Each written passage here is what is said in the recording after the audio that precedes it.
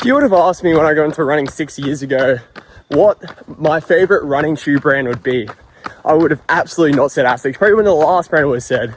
Back then they were making the same dead old Nimbus and Keanu with some flat midsole that had no response, but now they're making some of the best shoes in the market.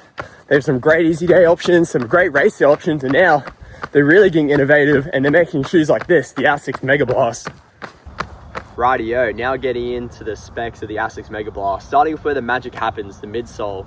45 mils in the heel, 37 in the forefoot, 8 mil drop, and we're gonna have a new midsole. It's gonna be called Flight Phone Turbo Squared, and it's now gonna be an ATPU blend. ATPU is kind of the new kid on the block in the performance running industry.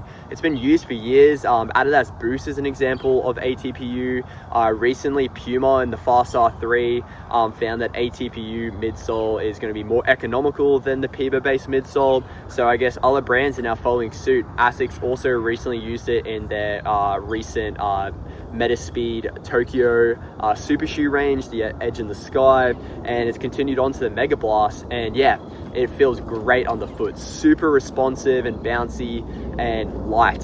So supposedly this midsole is going to be 33% bouncier than the midsole used in the Superblast 2, which is the Turbo Plus, and it's also going to be 10% lighter. Light's going to be a really big theme with this shoe, and my impressions of it ever since my first impression until now, it's been something that's really struck me, as it is obviously a very high stack shoe, but it feels very light underfoot. It's going to be 220 grams in US size 9, which is going to be 30 grams lighter than the Superblast 2, and it's lighter than shoes like the Rebel and the Saucony Endorphin, which is absolutely crazy bit of work there from Asics. What adds that lightness and this kind of feeling of being really light on the foot is this upper. This upper is going to be really race day-esque. It's going to be really sleek, and it definitely wraps the foot quite nicely. It is kind of aggressive, so there might be some people who have issues with it, but I've done runs varying from 18-mile long runs to threshold to everything in between, and I've been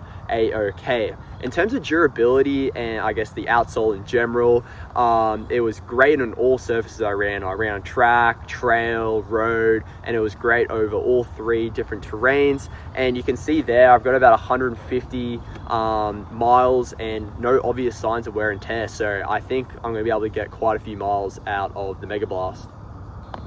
So you might have noticed when I was doing the specs of the Megablast, I was referring a lot to the Superblast, and they sit in that Blast family from Asics, where you've also got the Nova Blast, but the Nova Blast is a completely different shoe than these two. These two are almost very, very comparable. So what's my opinions on it? The Superblast for me just never really worked out.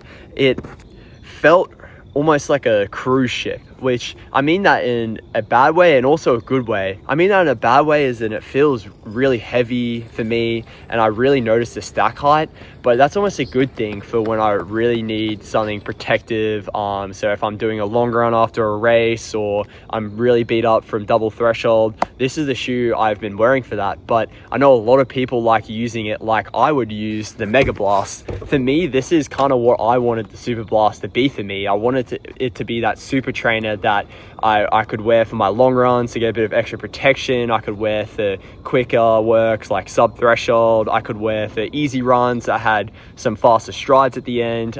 So yeah, this is kind of became what I kind of thought the Superblast would be. So for the extra $25, is it worth it?